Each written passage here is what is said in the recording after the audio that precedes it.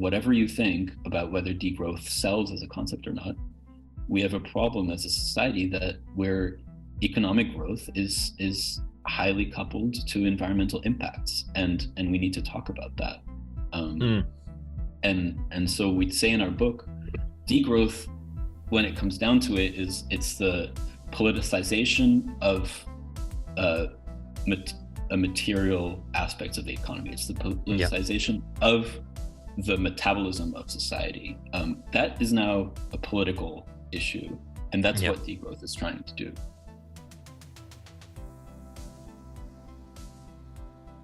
Thank you, Aaron, for joining me today. I'm joined by Aaron Vansintjan, who's a current researcher and is a fellow author of the Future is Degrowth book alongside his co-authors. And I'm really happy to be joined by him today to discuss his book and other topics related to degrowth. We recently interviewed Timothy Parikh on our podcast to introduce us to the fundamentals of degrowth. And now we're sort of looking to get more into the solution side and also just investigate a few other things. So Aaron, thank you for joining me. Thank you so much, Xavier, for inviting me. Of course. And to start off, when I first looked at your profile and was sort of coming across your book, the first thing that stood out to me was that you studied philosophy at university as an undergraduate. So I'm a what you would call a closeted a philosophy student. I really want to study philosophy, and that's sort of my next plan in terms of like postgraduate. And so I was interested to see how your philosophy degree, how that background has helped you become more involved in your current research, and how has it sort of guided your path to where you are today? So I did my undergrad immediately in philosophy. That's what I wanted to do. I was really interested in, like, especially kind of existential questions, finding meaning, understanding like how we can find space in the world. I started taking a few environmental classes as well, like environmental science, and progressively in philosophy I leaned continental philosophy, so I studied a lot of Immanuel Kant, Hegel, Nietzsche, up to Heidegger, and then Hannah Arendt. And increasingly, I think I studied, I became more interested in political economy and kind of like what I thought of as the time, the real world. And there was like a moment where I was taking a class, it was like a graduate seminar called The Foundations of Philosophy. And we didn't, the professor was kind of this very old guy who was, very specialized in certain kinds of like traditional philosophy.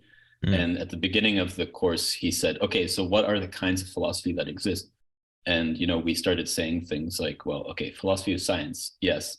And then someone brought up feminist philosophy, and he said, I wouldn't say that's a philosophy. And someone else brought up philosophy of race, and he said, no, I don't think that would be considered two strikes. Yeah. And that for me, that was like, well, that's it. I've seen what this is about. I'm really interested in it. I continue to be, and I continue to read philosophy. And I'm really still interested in those questions. But right now, I want to go and do real stuff, and the environment crisis really, was what took me. And I went on to study a Master's of Science in Natural Resource Sciences. So yeah, that's kind of like my early background, and what got me here. Yeah, I mean, it sounds like, in a sense, I'm sort of following a path perhaps that you followed, but just a few years earlier, because I'm in terms of context, I study business, so it's pretty, I guess, disconnected from philosophy in pretty large ways, methodologically as well as just in general, and then also philosophy itself is for me. It seems like a passion, whereas for business, it's not so much that case. But I've been sort of contemplating, those sort of directions, and I recently took an environmental class, and I think I've had those sort of similar epiphanies where you can sort of see the tangible impacts that these subjects can have relative to maybe subjects where you're sort of in an ivory tower, or subjects where the people in those fields like philosophy may be out of touch, or you have that sort of sense of disenchantment. That's what I sort of gathered from what you were saying, right? And so you went from doing environmental science, and it takes you to where you are today. And so where are you at the moment? What are you doing, and how did you arrive at helping write the future is degrowth? Yeah, so I moved with after my master's degree. I moved with my partner to Barcelona. They were studying doing a master's there, and that was kind of Degrowth HQ. So I started going to these reading groups with the Degrowth group there, learning about it. Started writing about it too, as I was kind of kind of finding my way, and I was applying to PhD programs at the time, and that's how I started getting into degrowth. And shortly, I was basically my PhD wasn't really anything to do with it. It was kind of urban political ecology. I was studying like gentrification, basically, but from an environmental perspective. And then I kept kind of working on degrowth stuff, started writing about it, and I think that's how Matthias and Andrea came across my work. They had read some of my articles, and they reached out to me to ask if I wanted to work with them on the English version of the book. I guess, yeah. I don't know. I didn't actually know them before. I had talked to Matthias once before that, but when they emailed me, I was extremely pleased and excited to be working with them. Basically, throughout my whole PhD, I had to support myself, and I did freelance editing, like proofreading scientific articles, basically. So it was all kind of in my wheelhouse, and yeah, so I felt really glad to be able to take part in this book. Fantastic. Now, I guess to dive into the meat of the sandwich, so to speak, or if you're vegetarian, or falafel or whatever, which I am. So when we interviewed Timothy Parrick, who was excellent in sort of introducing all the key concepts, the fundamental underlying philosophies of degrowth and all those sorts of things, a lot of the questions that we got after the fact were still like asking clarifying questions about degrowth. And I think that's quite a common response, even for me, when I read Jason Hickel's book, which is where I first got introduced to the top concept. And I was sort of really excited, like, guys, we're going to save the world. And I was like, they were like, what is degrowth? I'm like, oh, I think it's this. And I'm like, oh, I'm not sure. So, it's a broad concept, and it sort of talks about many, many things. And so I think it would be helpful, instead of asking not what degrowth is, but what degrowth isn't. And then, viewers can choose to look at our previous video to see Tim's definition. And if you like, I invite you to give your own definition. But yeah, what is degrowth not? Yeah, so just to recap, the way we define degrowth in the book is the argument that we can achieve well-being,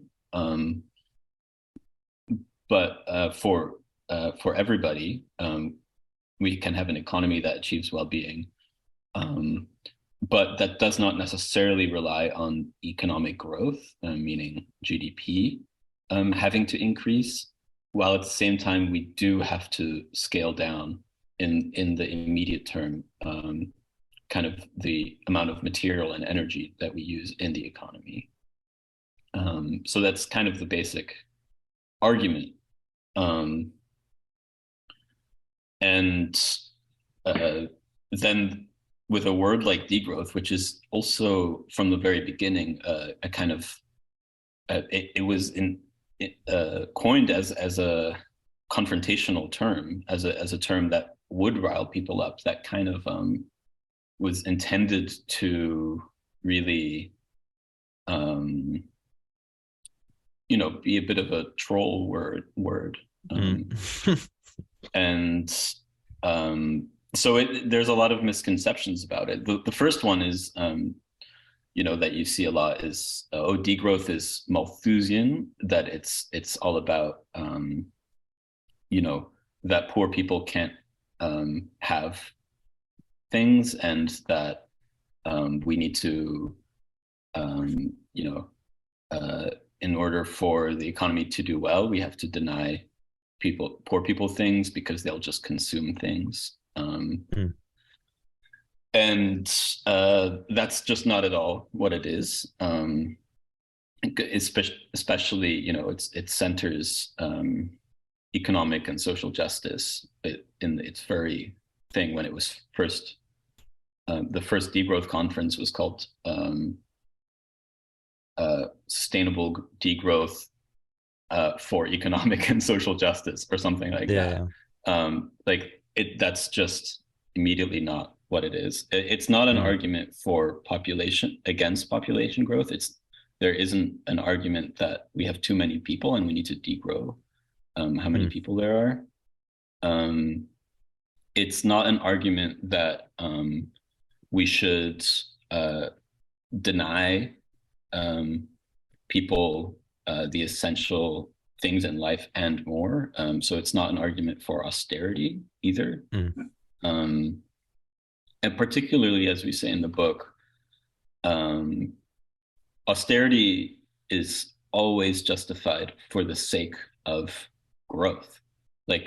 We're always told that we have to cut back on public services because we need to grow.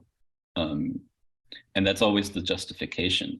So it's kind of strange when people say, oh, degrowth is austerity, because it's like, no, it's actually the opposite of austerity. We should provide public services for everybody without having an economy that depends on growth and depends on the kind of cycle of boom and destruction that a growth economy depends on. Those are a few things of what it is not. Yeah, for sure. I mean, just on your point of austerity, I mean, I think when it stops becoming growth dependent and it's just a matter of reducing industries that are not of service to people's well-being, I guess the word becomes the word changes. It doesn't become austerity, it becomes something else. So I guess that's a reduction, or, whatever that may be. I think a common misconception I've seen is that we're just gonna when you're degrowing every part of the economy to be within the environmental bounds of the planet, which is not the case, at least in Jason Hickel's book, where he says, degrowing is about being cognizant of our fundamentals in terms of what is a good society, and then essentially choosing which industries we want to keep or we want to grow, and then selecting those that are not I guess positively contributing to social justice, to our well-being, and all those sorts of things. And I thought what was really interesting is, his comment, which I think is pretty intuitive, about how he looks at Gini coefficients. He looks at the amount of doctors per hospital, or all those sorts of things within different countries like Costa Rica, Japan, and then he compares those those figures, those metrics that sort of are a sort of a proxy of, you know, well-being, compares that to GDP per capita of like the United States. And the United States is like, you know, a much larger GDP per capita compared to like Cuba, for example, but their medical system is sort of through those metrics is actually performing better or is giving better services. And that's sort of just like, at least for me, was a super intuitive way of understanding, you know, if you prioritize certain things in an economy or oriented around a specific purpose, you're going to deliver results for that, whatever that purpose may be, whether that's health, well-being, etc. I don't know if you have anything else to add to that. Absolutely, and the fact that our economies are prioritizing GDP, it's like, you know, you kind of you study for the exam, right? And if you study for the exam, you're only going to know or do the things that are in the exam. You become what you measure. So GDP doesn't actually say anything about well-being. There are some correlations, but up to a certain point, things can start going down. There's just no reason why we should prioritize GDP, except for if you think that you know, the wealthy deserve more wealth and are better at you know, better at steering the economy than a democratic economy would be. Yeah, so the only justification for GDP is it's literally it's a justification for the status quo and for the elite class to keep doing what they're doing. Yeah. And what I found interesting about your book is that you were talking about in the first few chapters how new of a concept GDP is and how new of a fundamental growth has become within, I guess, capitalism. I don't know if we would consider growth as a fundamental part. Perhaps you can enlighten us. But yeah, how new is the concept of GDP and of growth, particularly, and how have those sort of been entrenched in new ideas of capitalism? Yeah, so it was really incredible to work with Matthias, because his research, he's an economic historian, and his research is basically how did this idea of economic growth come about, and it's surprisingly recent. Even the idea of the economy, people didn't say the economy is doing this, is doing that before the 1940s, and that was a very particular time. You know, World War II was over, the mid-40s, and then the next danger became communism. So you had the war was over, you had massive labor movements in the United States, and you had this need to basically either appease them or try to change the conversation. So while before people measured the health of how economic activity was happening, maybe by unemployment, what was then gross national product became gross domestic product became used, and the people who invented it later said at the time, like, this should not be used as a measure to run an economy. It's just an indicator of something very specific. And that's when economic growth started being used. So economic growth became a tool to compare capitalist economies to communist economies. It became this kind of like a way to say we're doing really well and they're doing really badly. They're not being as productive. And as a result, you had this kind of race to growth, where then communist countries also started kind of measuring and also following this kind of growth ideology that was being created. But explicitly, it first really started in the United States, and in post-war Europe, as a way to say to the working class, we can't give you the things that you're demanding. We have to grow as an economy first. The economy Right. first has to grow. So it was a way to really kind of delay all of these demands that people had, and to to really create a very strong sense that capitalism is the better ideology and the better Right. economic structure.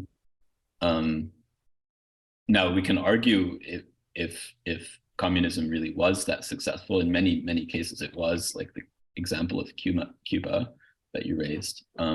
But we have to understand that growth is extremely new as an ideology, and what we argue is that, even if capitalism is precedes growth as an ideology, it's still really important. If the main tools that capitalism is using right now to kind of to maintain the status quo is this ideology of growth, it's one of its main tools, then you actually have to address it. If you don't address it, you're not going to be able to overcome it. You have to name it. Yeah, absolutely. I mean, one thing that came to mind when you're sort of giving the explanation is what conversations would have been like between everyday people, between the professional class, the working class of the day, before the invention of GDP.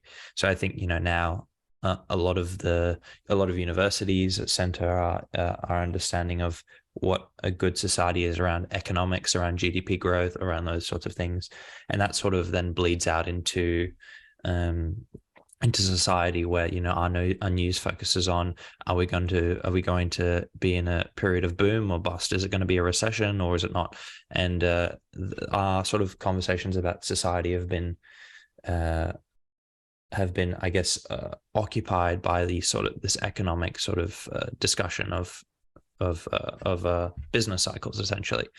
And I imagine before that, and this is purely speculative, but I imagine conversations would have been centered around things that people intuitively think are important, such as, how is the neighbors doing? How is our local community doing? Are we getting the services that we need? Are we, do we have enough money to sort of support ourselves as a community? All those sort of questions. Like, I don't think a community actively thinks, is the national growth going up or down? You know what I mean? And it's just interesting to see how, and this is going to be a value judgment, but how conversations have sort of devolved into, as Michael Sandel says, professor at Harvard University, says, conversations of civil discourse have sort of been dissolved to the realms of technocratic speak. It's all technical economic language that doesn't appeal or resonate with 90% of people. Absolutely. And I think it's interesting because what you're saying is, because that's still the case. People don't identify with economic growth language. And what's interesting is that actually degrowth, for that very same reason, sometimes appears quite distant to people, because it's like, you live in a town or a city, like, what does degrowth mean? Like, what does it mean to reduce the overall material and energy use of your society? Like, it's a very distant idea. Like, what does it mean for a society to no longer rely on GDP? So it is, I think it is a bit distant for people. But nevertheless, I think that doesn't mean it's not important, because the main thing that degrowth is trying to do is to dismantle and deconstruct and frontally attack really that technocratic discourse of how to run a society. And I think it's no accident that since growth really became a hegemonic way of talking about the world, increasingly people felt more and more distant from politics. Yeah, absolutely. And I mean, not only distant from politics, but even just engaging in even like the things that we would do historically, weekly basis work. I mean, people are disengaged from work. I mean, in Australia, I saw a recent stat. I think Australians are probably the most disengaged workforce in the entire world, which is quite funny. But it's not sort of isolated to Australia. That effect is even globally. But just to come back very quickly to this idea, I mean, in the 40s and 50s, as these ideas of growth, GDP was sort of started to pollinate the public discourse, at least there was like community, right? At least people had those sort of communal ties, whether that was to their religious leaders of the town, or whether that was to their workplace, or whether that was to, I guess, third spaces, which I don't know if you're familiar with the term, but those sorts of, they had those ties. Whereas now, in the age of, I guess, social media technology, those ties are pretty much severed in a pretty severe way. And so even if we did want to talk about these sort of meaningful things like community, well-being, taking care of those that are less fortunate, it seems as that if we lack a community, we have less of an interest to invest in those things. I don't know if you would agree, but that certainly feels true to me, that for all in our own boxes and our own mini silos, and then our sub silos within the internet, why would we care about the general population? We only have to care for ourselves, right? So it seems like a sort of weird, I wouldn't say weird, but this sort of complicated situation, let's say. Yeah, absolutely. I guess I have a few thoughts about that. The first is like I first started getting interested in degrowth, and I would post things about it. And a friend of mine, Catherine, she contacted me and she said, "Aaron, degrowth, so fascinating to me. This feels really close to me right now. Can we meet up and talk about it?" And I was like, "Yeah, sure. Let's talk." And when we met, she was like, "So tell me about degrowth." And I said, "Well, it's like, we need to reduce the total throughput of energy and material, GDP, blah, blah, blah." And she was like, "No, like what's so incredible to me is like, I am constantly stressed. I don't feel like I have like control over my own life. Like I feel like the things I want to do, I can't get. Like I'm not, I'm just over extending myself constantly." And basically describing alienation under capitalism. And the word degrowth just, she's like, when I heard it, it clicked. Like, this is what I need.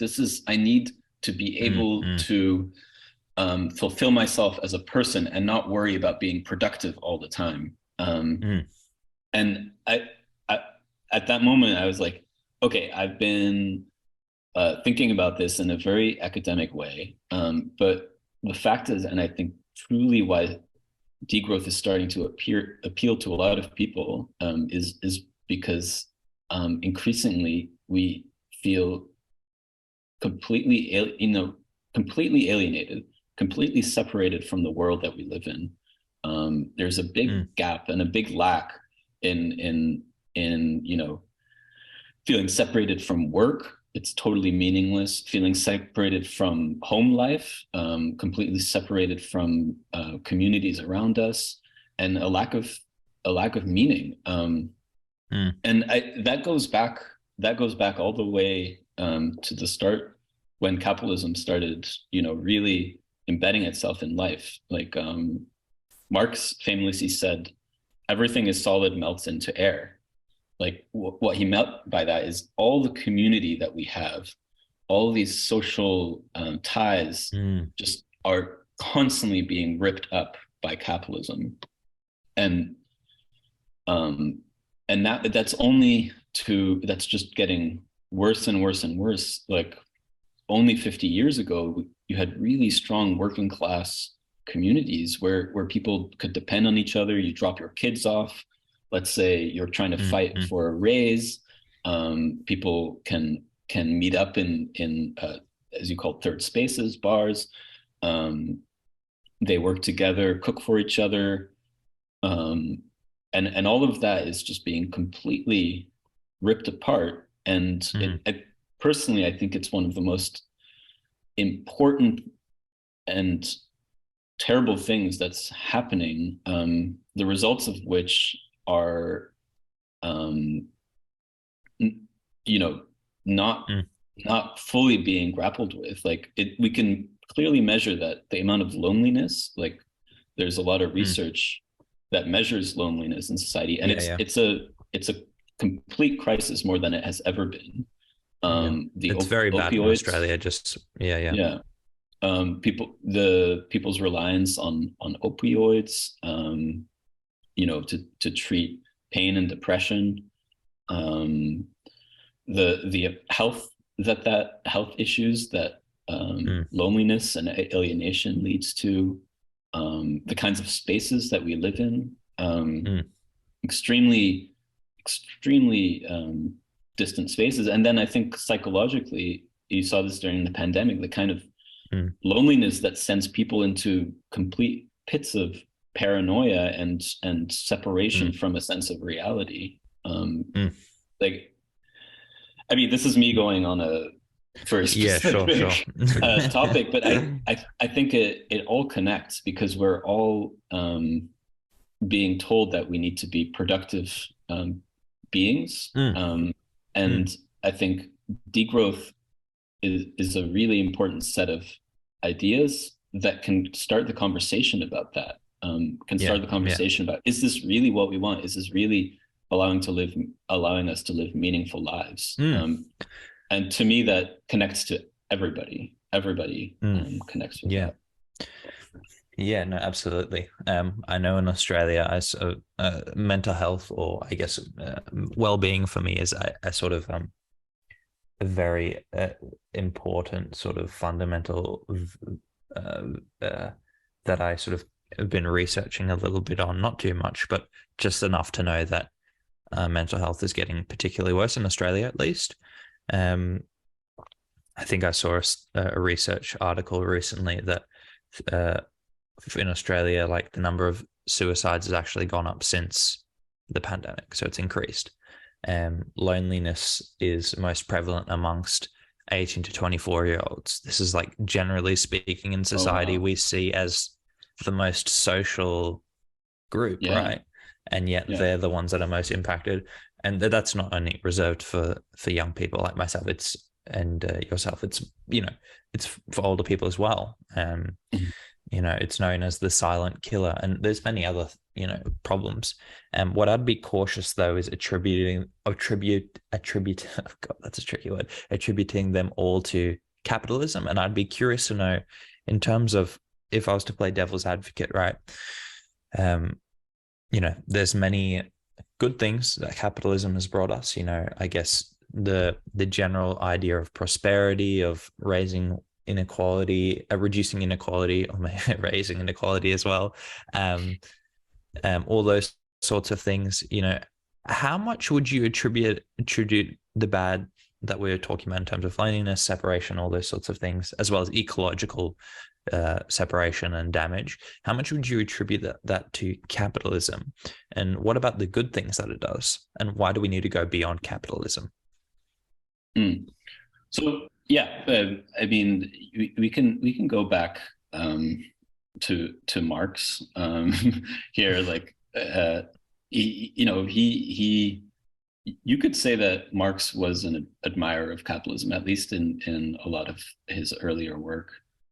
He really said, you know, capitalism is what has let loose human productivity in a really big way, and has allowed things to be society to really, it's changed the face of the world, and allowed for like a worldwide culture to emerge of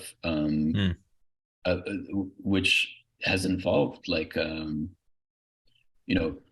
very, very incredible transformations, like technological and social transformations, and I think that definitely needs to be understood, but at the same time, what what has to be said is that the gains that capitalism has given us are gains that have been fought often despite capitalism. So protection, employment protections, healthcare, universal healthcare. Those are things that social movements have demanded, and that they have fought for tooth and nail. Gender equality, those have been hugely massive social movements that have made that happen within capitalism, and often despite of capitalism and the way it works. Regarding loneliness, I think, yeah, I guess you could, like, it's always like, could you see a capitalist economy solve that problem? Well, like, I think right now, one of the main drivers of loneliness is kind of how we design or don't design space as a society, like infrastructure. We all live very far away from each other, use cars, don't engage in public life in any meaningful way. Any kinds of spaces that do allow for public life are, don't make money, so they fail, because to support public life, you need to basically make it a service. It's not something that can really fit in a purely market economy. But yeah, I think we have to really acknowledge that, yes, there have been massive transformations, but that can't mean a justification for the status quo. Actually, it should highlight that actually there is a possibility for fighting and a necessity for changing the status quo through struggle, because otherwise it's not going to be given to us, and it never has been. Yeah, I mean, yeah, absolutely. I mean, when I sort of try and define capitalism and think about its impacts, all those sorts of things, the first thing I struggle with is actually understanding how big the tentacles are in terms of how far and how entrenched it is in everyday life. And it's hard to quantify. And for that reason, I also find that it is also difficult to measure its impacts in terms of those non-monetary impacts, like, loneliness, impacting well-being, disengagement work, all those sorts of things. And I sort of compare it to like Mary Shelley's Frankenstein, in the sense that we've created this technology, in a sense, this economic sort of ideology where it was created for a specific purpose that now it's sort of lost control. Maybe it is in control, but I sort of see it as like this thing that's sort of evolving itself. Like it just constantly changes and shapes. And I remember an economics professor at university sort of said something along those lines that, we won't be able to stop it, which was pretty ominous, but I sort of disagree. I think that's a bit silly, but nevertheless, the tentacles are pretty big. It's a pretty big, but now coming to solutions. So, we talked about, some of the fundamentals of what Tim Perrick has said before. But I think a lot of our listeners would be curious to know, what can degrowth do? How can we sort of implement degrowth? And so I'd be curious, how do you see degrowth being implemented in practice at a policy level? Yeah. Yeah, I mean, I guess this is the part where I get all like policy geek. But I don't, I want to kind of contextualize that like, I don't think it doesn't need to feel distant. Like, policy often feels like this thing that we just rely again on these technocrats to make changes for us, and it'll solve the problems we have. And I think in the book, we try to really point out how those kinds of policy changes can be something that anyone can fight for. And it starts by looking around and seeing what's going on and where you live. So like I live in Montreal in Canada, and there's quite a few things I can point to that are actually pretty cool about how things work here. So for example, in the summer, there's free public swimming pools in every neighborhood. And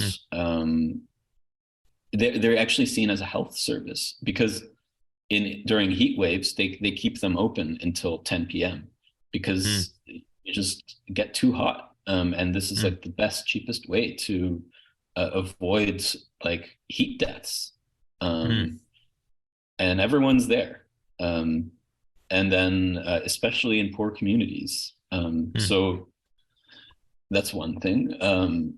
We also have what are called childcare collectives. So where people can kind of get training and then start their own childcare. And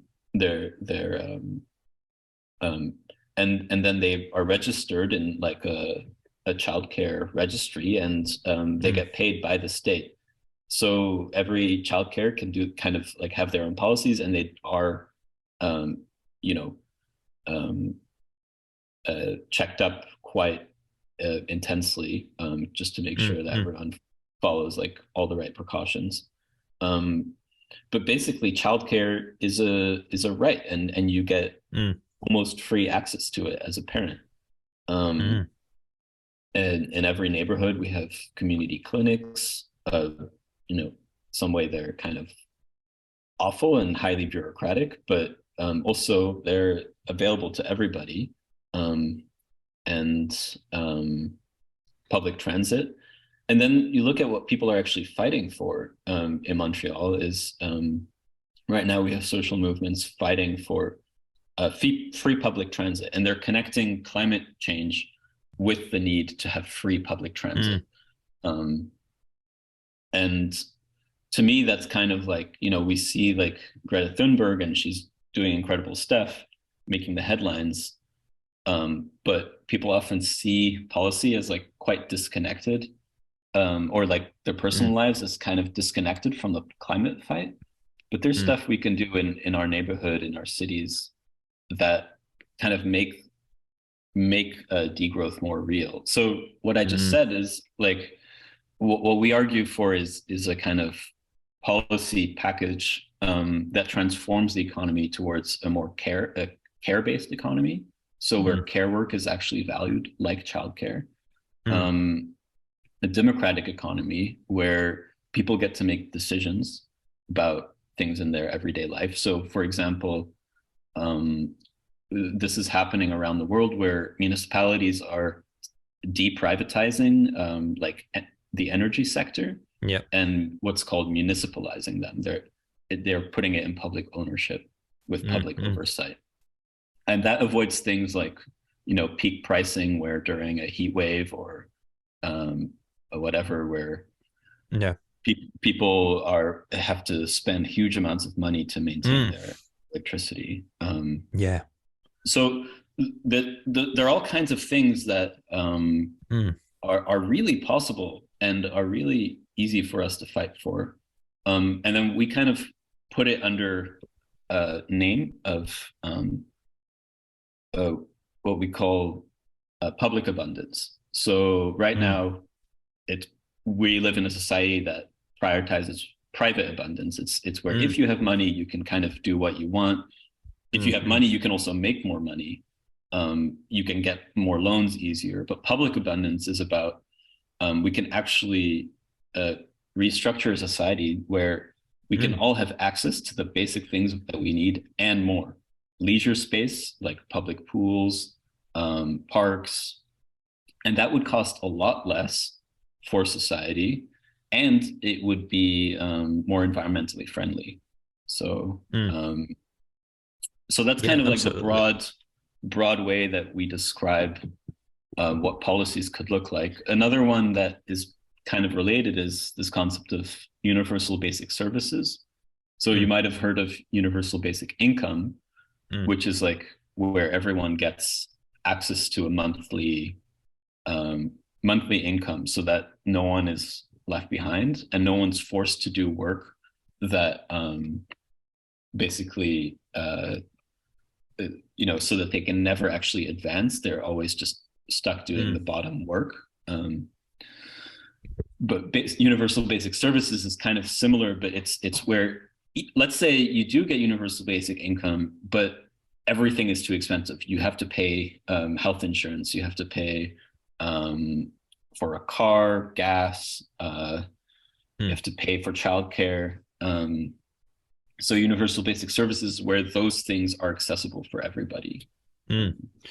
Right. Yeah. And having like those essential services, which are probably dictated by, some sort of basket of goods, whereby, a group of, a representative sample would say, these are the things that are most important, and then making it so that it's free for those people, if I'm understanding you correctly, in terms of those basic services.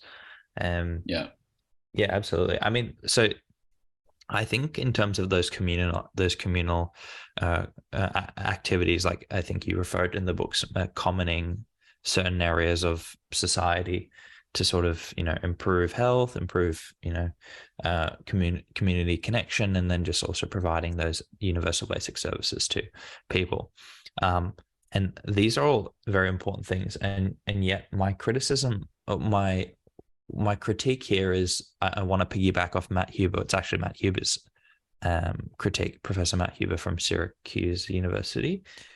For example, putting a carbon tax. So Matt Huber makes the point that, for the professional class, these ideas of reducing pollution and the need and the importance of it is very, very clear, especially because there are usually people in the professional class usually have enough, or are much well off compared to the average working class person. Whereas a working class person, if they're struggling to pay rent, energy bills, all those things, etc., to them, the benefit is not very clear. In fact, it's just a cost to them, an additional cost, which they're, for someone well off, that induces much more stress. And anyways, this is a long way of saying, do you think these sort of these things are appealing to the working class? I would say maybe energy, absolutely, like making it a public service. And actually in Victoria,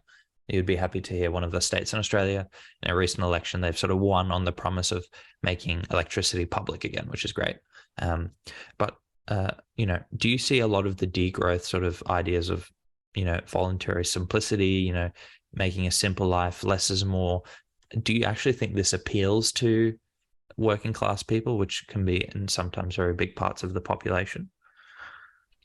Yeah, well, Matt Huber has, and I have like engaged quite a few times on this, and I think it's interesting when someone starts from the perspective of, from the argument that they have access to what they know that a certain class wants or needs, where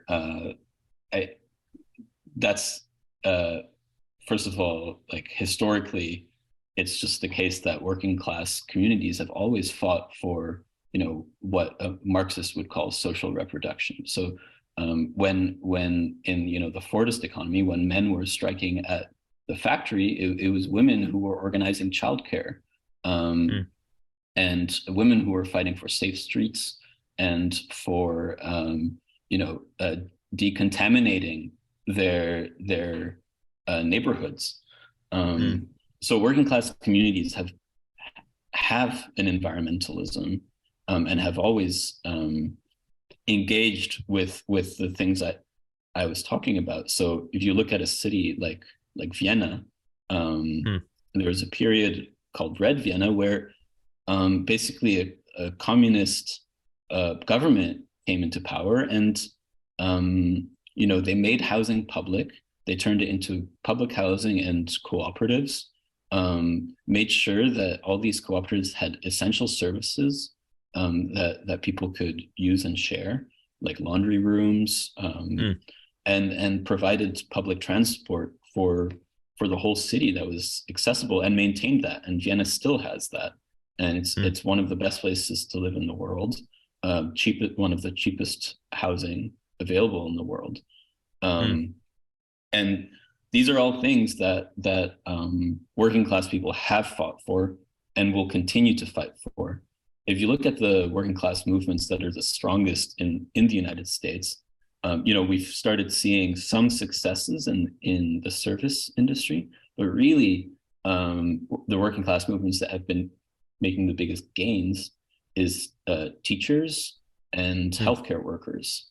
So those are people who are in the care economy, and degrowth is about expanding the care economy and about expanding those services that provide the things that we need to be able to have our daily life. And people intuitively see that's desirable and necessary. That's what people have always fought for. However, that said, I do think that there is a part of the degrowth movement that does lean towards, this kind of simpler way, kind of lifestyle,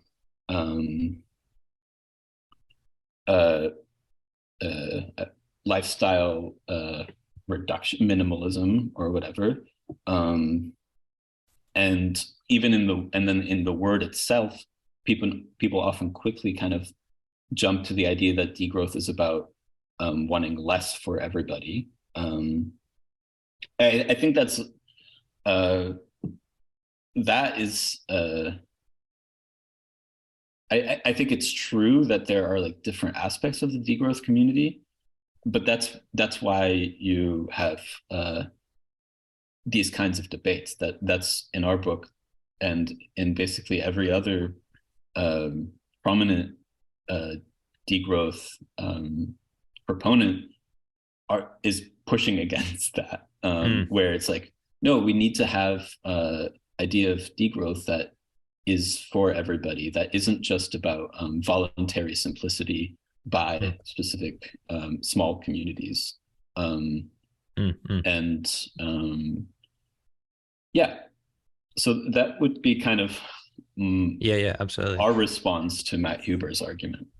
Yeah, so if I just want to see if I understand you correctly, Aaron. So essentially, to the argument that Matt puts forward of, does it appeal to the working class? Your argument is essentially that, well, yes, and in fact, the working class have a history of successfully fighting for services like, healthcare, better pay, and especially environmentalism. And so to say that they don't care is a reduction of history, essentially. That's not necessarily the case.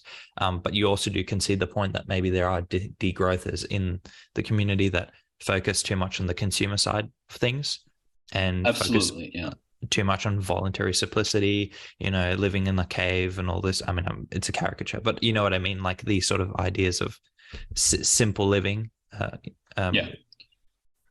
Absolutely.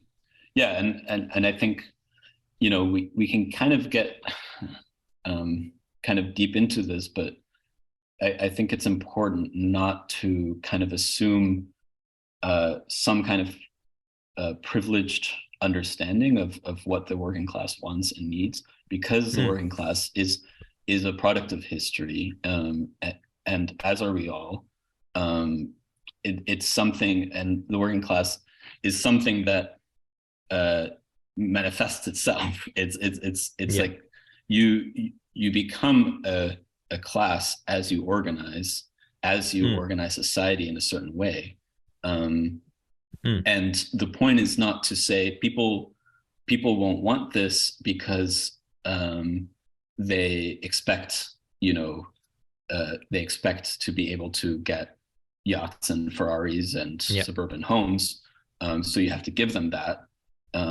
The point is to say, no, we are here to transform our understanding and our desire for the status quo. We can actually change things for the better and change what kinds of desires we have. And those have changed throughout history. And the point of struggling for progress is to actually say like, no, those are not immutable desires. We can change them as a society. Yeah, absolutely. And so I guess to dive down this sort of this a little bit more. So I think there's, like you've said, there's an agreement that degrowth as a movement needs to encompass much more. It needs to appeal to much more people, and maybe certain arguments of voluntary simplicity, as well-meaning as they are, and also, I mean, I think there's a lot of value in that anti-consumerist thought that is focusing on what it's truly important, and when you focus on not what you have, and you start really thinking about what's important to you, I think that's an incredibly valuable question, and that's one for me that's been very valuable. But nevertheless, when framing it from the perspective of a working class people, as Matt Huber says, we need to find things that we can add for them in terms of what value can we create for working class people, or just people in general that are sort of opposed to degrowth. What are some more policy ideas or policy perspectives from the degrowth movement that you think can actually encompass and be accepted very widely amongst people, in a way that also is challenging or combating, I should say, the ecological crisis? Yeah. So I think the term that we use in the book it's called non-reformist reforms, and this is borrowed from French philosopher André Gortz, where he said, there's kinds of reforms that you can do that, we use the word that's just reformist. It's not going to change things, but it's, these reforms open the way for a kind of way grander, way more transformative change. And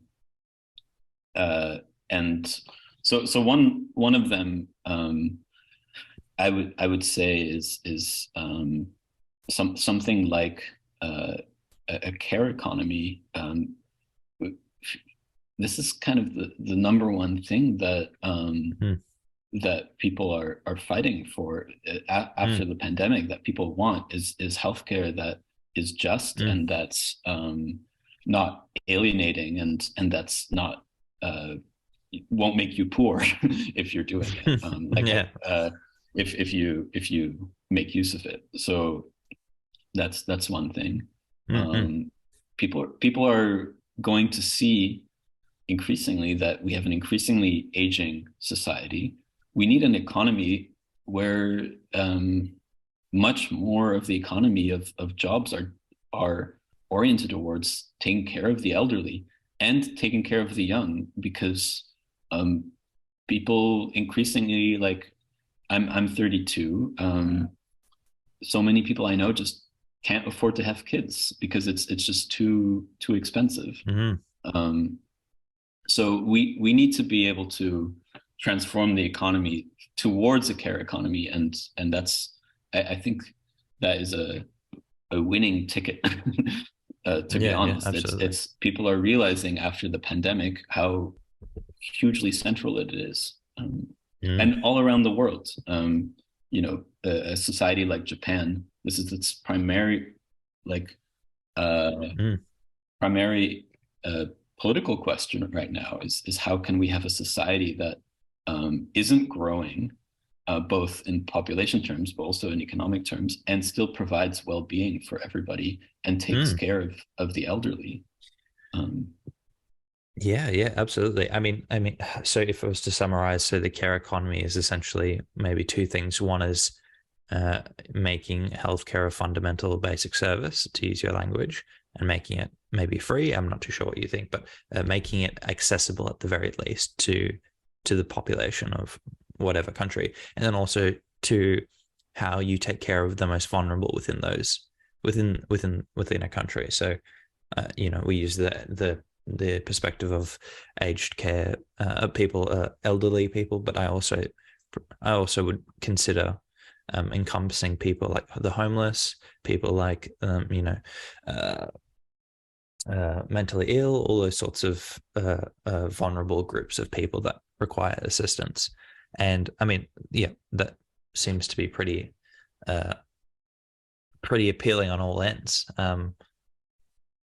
And so, and once you start doing that, and you reorient economy towards that, like I don't remember what the number is, but you have like a vast majority of jobs that are considered bullshit jobs. They're jobs that feel meaningless. They are meaningless, but we're forced to do them anyway. And I think we can easily rededicate a lot of our employment towards these kinds of services that do feel meaningful to people. Yeah, absolutely. I mean, this maybe seem like a really strange example, but I had a friend that visited Israel for a trip, and he found out about, and maybe this is not news, maybe it's just news to me, but he found out that there's a group of the population in Israel, I think like 7% or something, maybe it's not even that big, but a minority of the population that is selected to just study Judaism. They just study the Torah, they just do research, and that's their job. And it's sort of like a government paid gig. And so, to extrapolate from this idea, it'd be cool if an economy and a government just said, you know what, we're going to fund research, lifelong research for like 5% of the population to research how we can make economies that are not growing, sustainable for the future in terms of ecologically, as well as from a well-being perspective. That'd be pretty cool, right? You just have paid researchers that do this for their whole life. Yeah. And I would also say that, the care economy that also includes the environment. So to be able to take care of our surroundings takes work. Like you can't just automate that either. You need to have a workforce dedicated to assessing the environmental quality, assessing the amount of biodiversity in the area, soil contamination, and doing something about it. And a lot of people say like, oh, well, this is another kind of degrowth criticism. You just want everyone to move back to rural areas and do backbreaking work. And so this one Dutch agronomist, he actually did a calculation where what's his name, by the way? Mino Schmidt. His work is in Dutch, SMIT, MEINO is his first name. He did a calculation looking at like, well, okay, so if we did restructure the agricultural system to be, all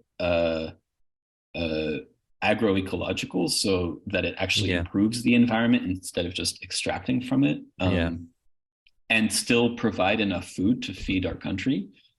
He said we'd need twice as many people in so like from I think 2% to I think it was like 4 to 5%.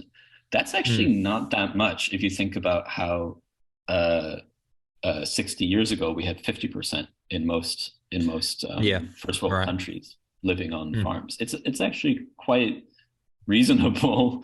I think the same would be in the healthcare sector. And instead where a lot of our jobs are, we work in advertising.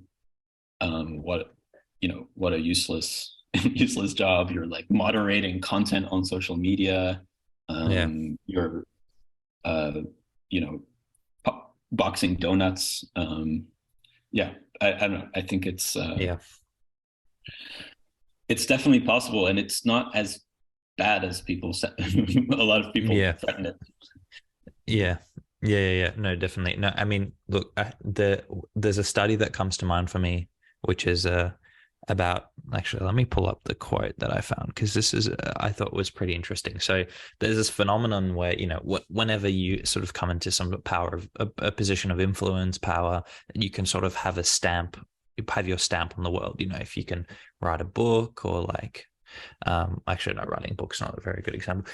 Being a manager at a place, being a leader, all these sorts of things. We have a sort of default to add. So we always want to see what can we do to make this world a better place? What can we add? What policy can we add?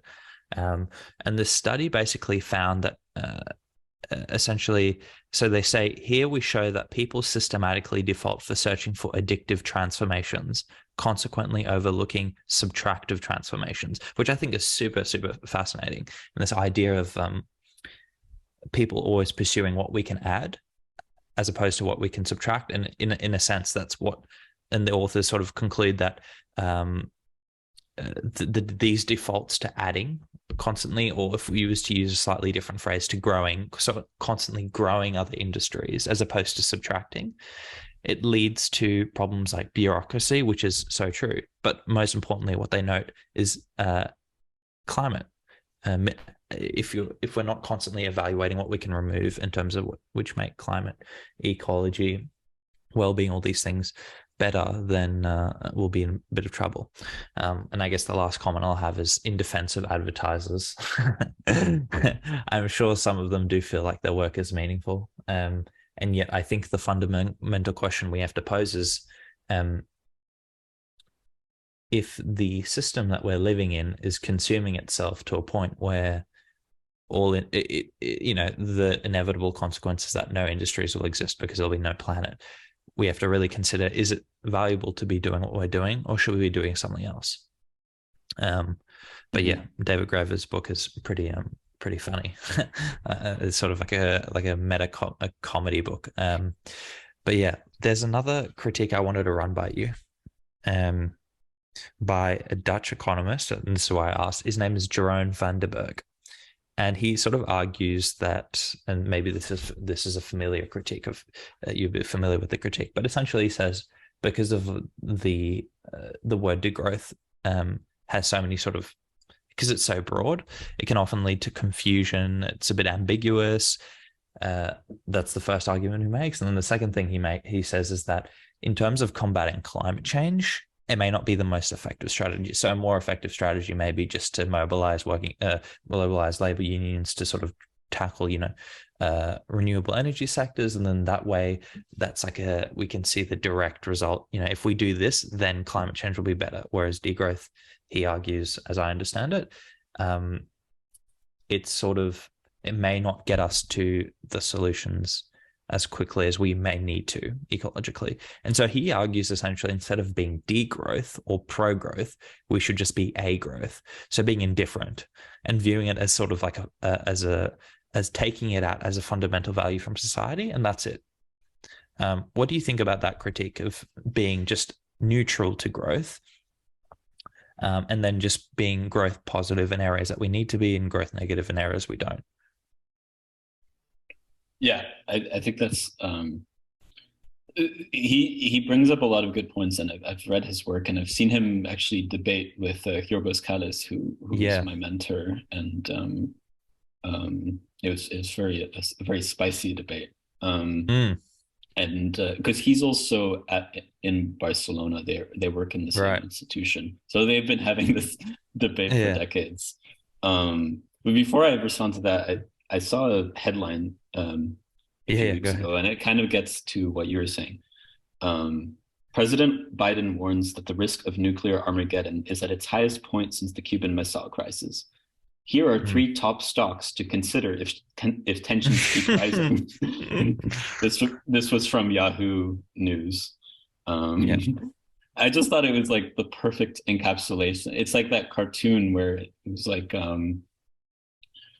we did this. It's like 3 businessmen sitting around a campfire. We did destroy the environment, but for a while there, we did get some nice stocks trade going. The line was going up. The line was going up. So it's like, I just thought that was just so funny to read. Here are 3 top stocks for Armageddon. What are they? I didn't dare to click. Oh no, you're such a bad capitalist. You'll have to Google. You'll have to Google it yourself. So actually, I guess it was on Yahoo. Well, anyway, so with Jeroen van den Berg, his critique, I mean, it goes back to what we were talking about before, which is, growth as an ideology has become hegemonic. It's something that has become the primary tool in the kind of Mm. status quo toolbox to justify the present. And you see that happening right now. You know, we have a looming recession, and then politicians are saying, well, the only way that we're going to be able to get growth going again is by cutting public services. In the United Kingdom, it's just, you just see like the growth ideology rearing its head once again. You know, in this moment of crisis, it's just, they're going to eviscerate the National Health Service just because, you know, they want to argue that that's gonna allow the number to go up, which actually, well, anyway, it might not even do that if you look at it from even a Keynesian economic perspective, would argue otherwise. But the fact is that growth is this kind of it's one of the main ideologies to justify the status quo, not only in first world countries, but also in the global south, especially in the global south, where economic growth has always been imposed as the main reason why countries should accept international development models imposed by the West. And to do that, they need to start cutting public services and accepting loans, doing massive infrastructure projects for the sake of you know, extracting more minerals for Western market. And this has always been for the sake of growth. So, but we say very on in the book, we say you can't address something by ignoring it. You have to face it frontally. You have to name the elephant in the room, which is this ideology. We can't just say we're not going to care about growth. We're going to ignore it and just do other things that we like, because it's the thing in the room that's justifying all the decisions politicians are making.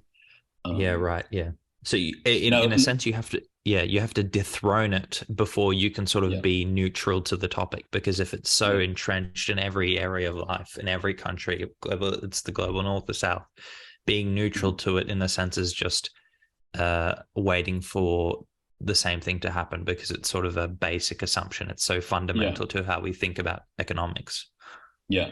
And then there's the other aspect of degrowth, which is, I think we're kind of okay with being the like annoying messengers that people don't like but are forced to pay attention to. You know, it's like, it's an annoying word.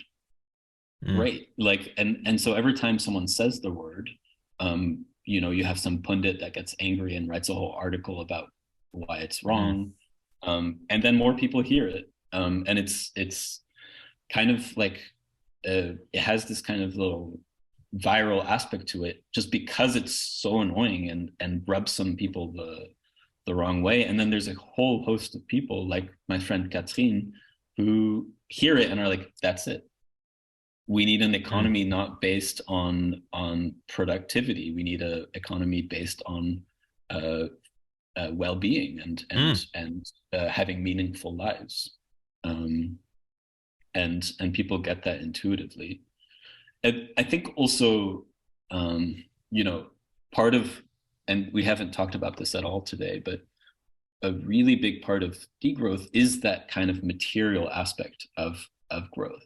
We can see, and it's really easy to show this, is that GDP tracks really closely to environmental impacts, and environmental impacts track really closely to increasing use of material and energy. It's just they're just you can't decouple closely them. Yeah, and they're so closely coupled, and there are certain windows of time when they have become decoupled in some countries, but there's no evidence that shows that globally, which in a climate crisis, that's the main issue, that they have ever become decoupled at a fast enough rate that we need. Given that, we're going to have an economy that doesn't depend on economic growth to meet people's well-being. We need an economy that, puts it aside, like Jeroen van den Berg says, but that actively is restructured so it doesn't need it anymore. And then maybe later on, we might have a kind of growth and a way of measuring growth and progress that does increase and get better over time. But today, it's just very easy to see that's not, it's just not adequate as a way to steer our decision making as a society. Yeah, I couldn't agree more. And we've had research. We had an Australian researcher that sort of did a study that went over the whole decoupling green growth argument, that showed that it's not possible. And I think Tim sort of said something to the same. But it's good to reinforce the ideas that even if you were anti-degrowth, at the very fundamental level, you can't be pro-growth and also be conscious of the environment. You can't do that both. Well, and fantastic. I think, and I would also just say that, like, to Matt Huber's critique as well, and Jeroen van den Berg, I think a lot of the critique there, and it's a fair critique, is just degrowth is bad messaging. It's a message that no one wants to hear, and it's a PR problem. Maybe we do need the PR people. I mean, I often say, there's that Allen Ginsberg line, like, the best minds of my generation, I forget, something. I think the best minds of my generation are probably in PR right now, and we do need them. But at the same time, that's not the point. The point of degrowth is, we have an argument to make, and whatever you say, and Jeroen van den Berg would agree. I think Matt Huber avoids actually talking about this in his work. Whatever you think about whether degrowth sells as a concept or not, we have a problem as a society where economic growth is highly coupled to environmental impacts, and we need to talk about that. And so we'd say in our book, degrowth, when it comes down to it, it's the politicization of material aspects of the economy. It's the politicization of the metabolism of society. That is now a political issue, and that's what degrowth is trying to do. Absolutely. Well, look, Aaron, I think we've come close to the end of the podcast. And so just before we finish, I want to pose a question and sort of shoehorn my interest in the film and the book Dune with your interest of sci-fi, because for context, I'm not a very big literature fan, but my friend sort of encouraged me the past 2 years to read more, and I came across John Steinbeck, which you may be familiar with, but I absolutely fell in love. Like, I read him in school, I was like, yeah, whatever, but I've sort of there's sort of an ecological presence in his books that for me resonates very deeply. And then I was just thinking about Dune when I was preparing for this podcast, and Dune is a fundamentally ecological book. It's about posterity. And I think Frank Herbert even says, I have a deep passion for posterity, but unfortunately they don't vote, or something along those lines, which I think is very prescient for the looming sort of ecological crisis. But as a final question,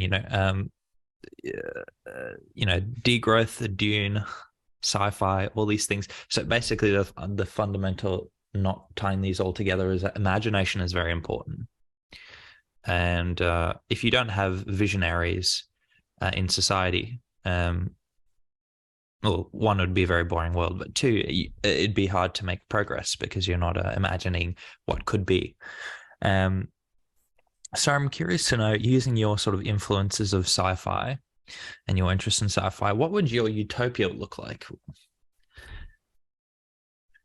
I think the small problem to that question is that unfortunately most utopian sci-fi isn't very interesting, because you need some kind of conflict to drive the narrative.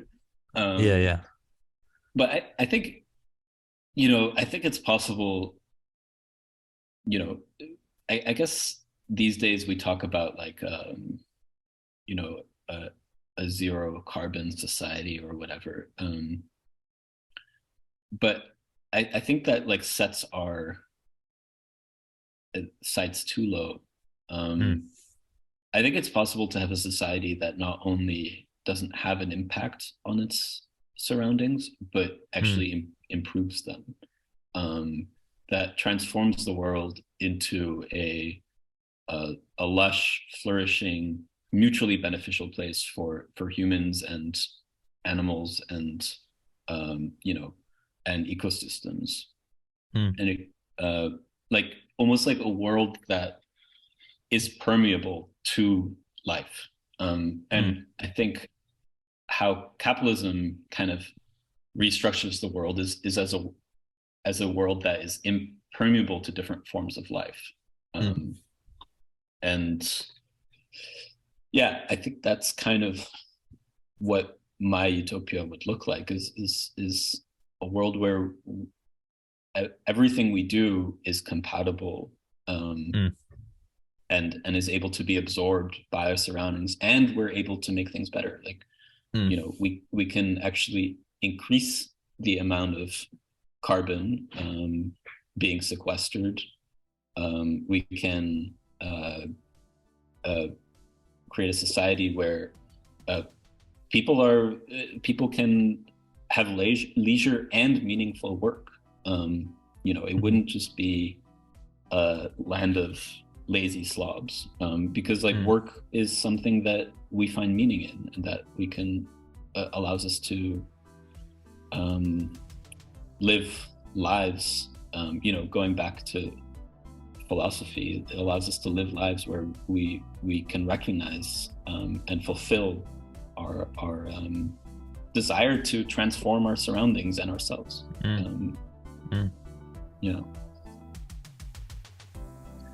Great. Look, I think that was a pretty vivid picture, and I think I would buy your sci-fi book if that was the beginning or end. I don't know. I'd be interested where the conflict would be there, but yeah, no. Thank you very much, Aaron, for joining me on the podcast. Please stay with me just before we close. But if people want to find your information, your book, your writing, where can they find you? Yep. Yeah. So unfortunately, Andrea she's not on social media, but you can find Matthias and myself on Twitter most actively. And those are your co-authors. Yeah. So yeah, you can, and my focus, I write mostly around ecological questions. I'm also involved with like housing activism, and then increasingly I'm moving towards writing sci-fi, which is kind of my main busyness in my free time these days. Yeah. That's awesome. Fantastic. Well, thank you again, Aaron, and thank you for joining me. Thank you so much, Xavier.